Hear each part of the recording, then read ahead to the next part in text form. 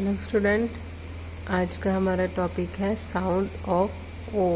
ओ की साउंड को हमने डिवाइड किया हुआ है 5। उसमें 5 में देखो, सबसे पहले ओ ट ओट, ओड ओड, ओव ओ, ओब ओब और ओक्स ऑक्स। एक्स को क्या बोलेंगे? के एस, ऑक्स।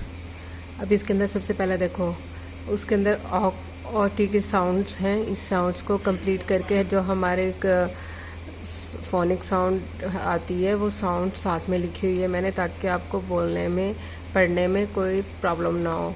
तो इसमें सबसे पहले ओट, तो इसको आगे क के आगे यहाँ पे देखो, यहाँ पे क लगे सी ओ टी, क ओट कॉट, ड ओट डॉट, ग ओट गोट, ह ओट होट, ज ओट जॉट, न ओट नॉट, र ओट रोट, ल ओट लोट और प ओट पॉट। सेकंड है हमारा ऑड। ऑड में कौन से आते हैं हमारे वर्ड्स? क ओड कॉड, ग ओड गॉड, ह ओड होड, म ओड मॉड, न ओड नोड, प ओड पोड, र ओड रॉड। ओके स्टूडेंट, देन हमारा नेक्स्ट है ओव। ओव में हमारे कौन से आते हैं? ब ओ व बो, ल ओव लव, र ओव रव, स ओव सौ, क ओव कौ, ह ओव हो, न ओव नो। आगे हमारे ऑब। ऑब में कौन से हमारे आते हैं?